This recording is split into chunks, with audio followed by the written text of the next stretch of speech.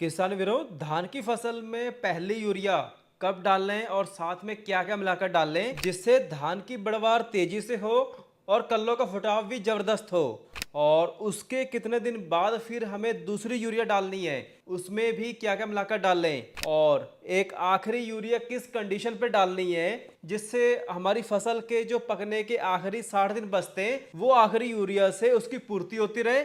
तो इस तरीके से हमें यूरिया खाद को अपनी फसल के हिसाब से देते रहना है। तो सबसे पहले बात करते हैं कि हमें पहले यूरिया कब डालनी है। तो इसके लिए सबसे पहले हमें यह देखना है कि अगर हमने बासमती किस्में या फिर हाइब्रिड या फिर कम समय में पकने वाली धान की वैरायटी लगाई है तो भाई पहली यूरिया हमें 8 से 10 दिन में देनी है।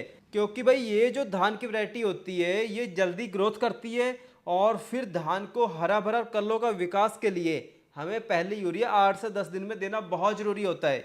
और अगर लंबे समय वाली धान की वैरायटी लगाई है तो भाई उसमें पहली यूरिया हमें 12 से 14 दिन में देनी है।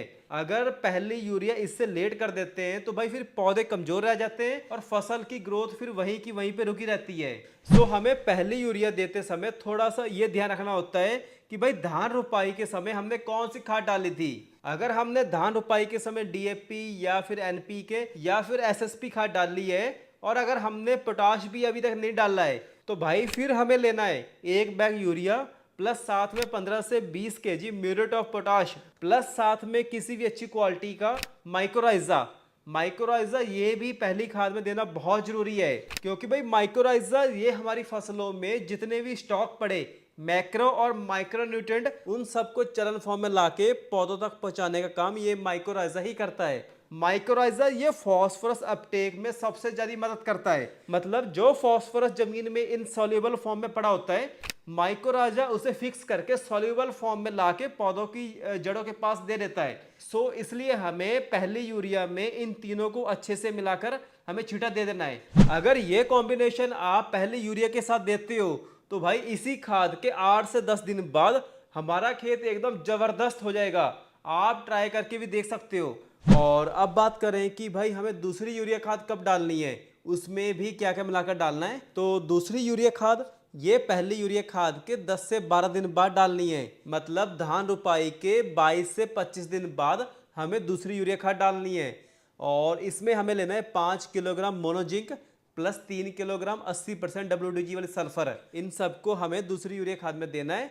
अगर हम धान की फसल में जिंक नहीं डालते हैं तो भाई जिंक की कमी के कारण पत्तों में भूरे रंग के दाग धब्बे बनना शुरू हो जाते हैं और फिर फसल की ग्रोथ और कल्ले बहुत कम बनते हैं। बाकी बात करें सल्फर की तो भाई सल्फर ये भी पौधों में प्रोटीन हो गया, अमीनो एसिड्स हो गए, विटामिन और क्लोरोफिल बनाने में बहुत ज्यादा मदद करता है। इसके अलावा अगर जिन खेतों में तनाछेदक या पत्ती लपेट कीटों का अटैक बहुत ज्यादा होता है तो फिर भाई हमें वहां पर 4 किलोग्राम पर एकड़ के हिसाब से फटेरा या फिर 2.5 किलोग्राम पर एकड़ के हिसाब से विटाको ये जरूर दे देना है। सो दूसरी खाद में हमें लेना है एक bag urea plus zinc plus sulphur और साथ में एक बढ़िया सा कीटनाशक। तो भाई ये हो गया हमारा दूसरी यूरिया खाद में हमें क्या क्या मिलाकर डालना है और क्यों डालना है। इसके अलावा बात करें कि एक आखिरी यूरिया हमें कब डालनी है और क्यों डालनी है। तो इसके लिए सबसे पहले हमें ये देखना है कि हमारी फसल की ग्रोथ और कल्ले कैसे हो रहे हैं। अगर ग्रोथ और कल्ले सही ढंग से नहीं हो रहे हैं, टाइम के हिसाब से इतने अच्छे नहीं हो रहे हैं, तो भाई फिर हमें लेना है 25 से 30 किलोग्राम यूरिया